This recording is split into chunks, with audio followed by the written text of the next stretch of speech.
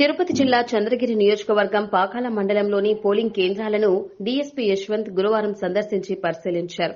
ఈ సందర్భంగా DSP Yashwant media సమావేశంలో మాట్లాడుతూ తిరుపతి జిల్లా ఎస్పీ పరమేశ్వరరెడ్డి ఆదేశాల మేరకు పాకాల మండలంలో 53 పోలింగ్ కేంద్రాలు పాకాల సీఐ ఓబులేస్తో కలిసి పరిశీలించడం జరిగిందని తెలిపారు. ఎక్కడైతే సమస్యాత్మకమైన తలెత్తే పరిస్థితులు ఏర్పడతాయో అలాంటి కేంద్రాల వద్ద కేంద్ర ప్రభుత్వ ప్రత్యేక బలగాలతో పటిష్టమైన భారీ బందోబస్తు ఏర్పాట్లు చేయడం జరుగుతుందని తెలిపారు. 2024 ఎన్నికల సందర్భంగా ఎలాంటి అరాచకమైన సంఘటనలు తలెత్తినా వారిపై కఠినమైన చర్యలు తీసుకోవడం జరుగుతుందని హెచ్చరించారు. మండలంలోని పంచాయతీలలో రౌడీ షీటర్లను, అల్లరి మూకలు సృష్టించే వారిపై ముందస్తుగా బైండ్ ఓవర్ చేసుకోవాలని తెలిపారు. ఈ కార్యక్రమంలో Pakala SI Ramakrishna, head constable Somashekar, Soureddy, మహిళా పోలీసులు తదితరులు పాల్గొన్నారు. పోలింగ్ స్టేషన్ అన్ని కూడా ఈరోజు స్టాఫ్ తో కలిసి నేను పాకాల సిఐ గారు నేను విజిట్ చేయడం జరిగింది.